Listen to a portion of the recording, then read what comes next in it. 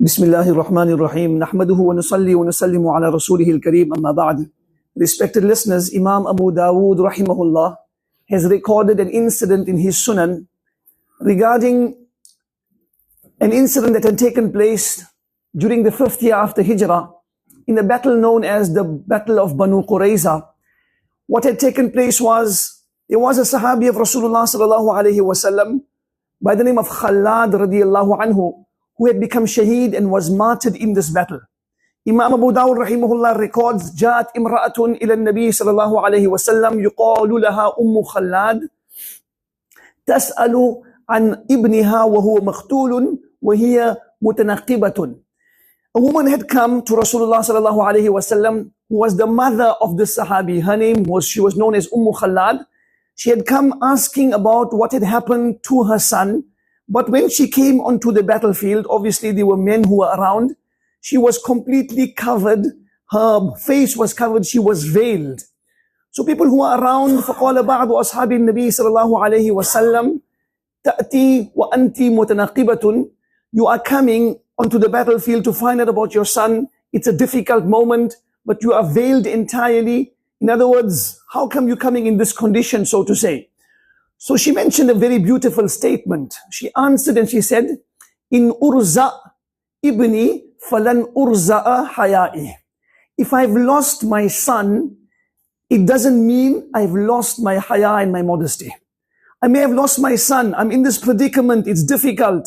But I've never lost my haya. My haya and my modesty hasn't decreased in the least. This doesn't mean that I'm in a predicament, I'm in a problem, I'm in some difficulty. I should forego my values and my morals and lose my haya in the least. What she was teaching us in this incident, after that Rasulullah sallallahu alaihi wasallam had comforted her and told her that her son has received a very high rank of shahadat, a very high rank of becoming a shaheed and a martyr different to others. Nevertheless, the incident we learned, or the lesson we learned from this incident, is that this woman Khalad radiallahu anha is teaching us that haya and modesty and the morals that we have taught to us by Islam and given to us because of us being believers is something that isn't seasonal. It's not something that we'll do when we want to, and when we fall into a predicament or in some type of a problem, we begin to discard that, ignore that and leave it aside.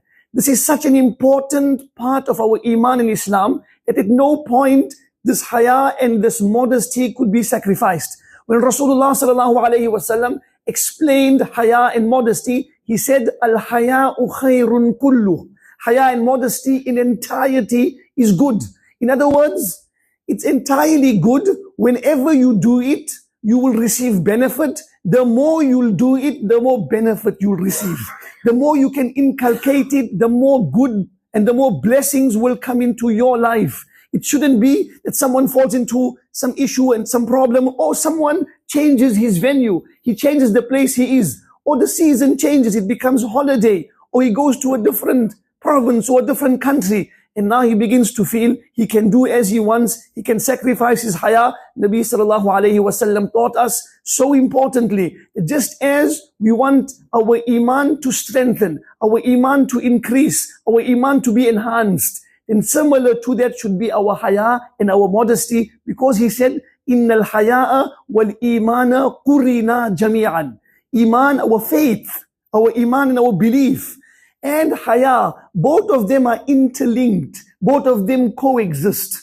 إِذَا رُفِعَ أَحَدُهُمَا رُفِعَ الْآخَرِ.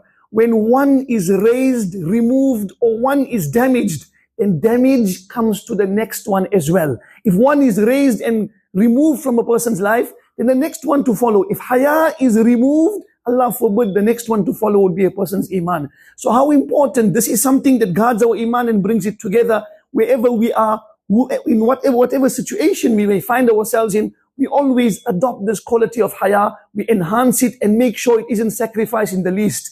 Just as haya is applicable at all times across the board, it's not seasonal, it has to be practiced whenever, in whatever situation a person is in. Similarly, haya is not restricted only to females. In this incident, Khalad was the person we're learning from. But haya, just as it's applicable to females, it's applicable to males as well. Wherever we are going, sometimes we're in the privacy of our homes. Sometimes we are in a situation where no one else can see us. Yes, even in that situation, how much of haya needs to be adopted, there also haya needs to be carried out. It shouldn't be neglected and discarded at any point. May Allah tabaraka wa ta'ala bless us with this sublime quality of haya. May Allah enhance this quality within us, and may Allah keep us on haya right till the day we leave this world. Wa akhiru da'wana alhamdulillahi rabbil alameen.